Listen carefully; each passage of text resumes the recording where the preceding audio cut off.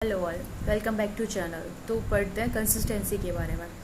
Soil mechanics पढ़ रहे हैं हम लोग। कंसिस्टेंसी फाइन ग्रेन सॉइल की mainly depends upon the water content. और वाटर कंटेंट की टर्म्स में अटरवर्ग ने हमें बताया, अटरवर्ग द साइंटिस्ट, उसने बताया कुछ लिमिट्स डिफाइन की, जैसे कि shrinkage limit, liquid limit, plastic limit, और इनकी क्राइटेरिया भी बताए। तो श्रिंकेज लिमिट जो उसने बताया कि कहाँ से कहाँ तक मान सकते हैं अपन, जब वो सॉइल है हमारे पास, सॉइल सॉलिड्स हैं, वो जब सॉलिड से सेमी सॉलिड तक का जो क्राइटेरिया है उसे उसने बोला श्रिंकेज लिमिट वाटर कंटेंट की टर्म में।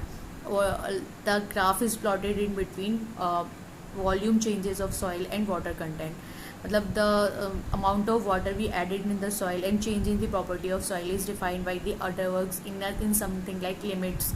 ऑलराइट, तो ऐसे ही कुछ डेफिनेशंस हैं।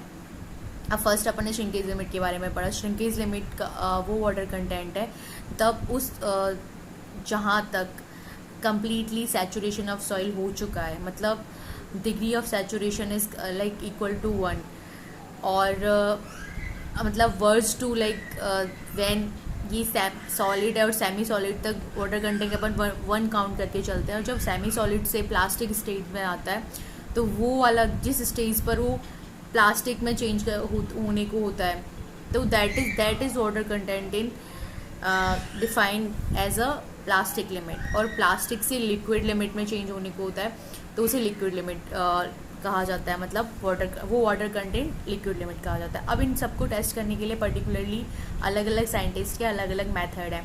तो लिक्विड लिमिट टेस्ट करने के लिए कैसेग्रेंडे मेथड है, कॉर्न पेनिट्रेशन मेथड है। कैसेग्रेंडे मेथड में एक एपरेटस होता है जिससे कप शेप का दिखता है, और एक ग्रूव होता है अपने पास, उसकी डायमेंशंस डिफाइंड रहती हैं, लगभग 8 mm डेप्थ होती है उसकी, उससे एक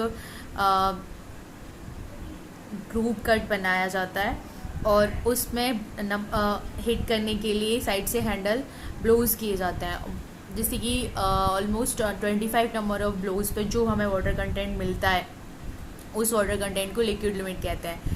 और कॉर्न पेनिट्रेशन में जैसे कि जो कॉर्न है वो 30 सेकेंड में 25 mm का पेनिट्रेशन शो करेगा, तो that particular water content is known as liquid limit. Alright, उसके बाद में है अपना कौन सा, plastic limit. Plastic limit define करने के लिए अपन 3 mm का एक थ्रेड बनाते हैं, और इट्स लाइक वो नोट करते हैं जब उस वाटर कंटेंट पर सॉइल में क्रैक्स दिखना शुरू हो जाते हैं, तो प्लास्टिक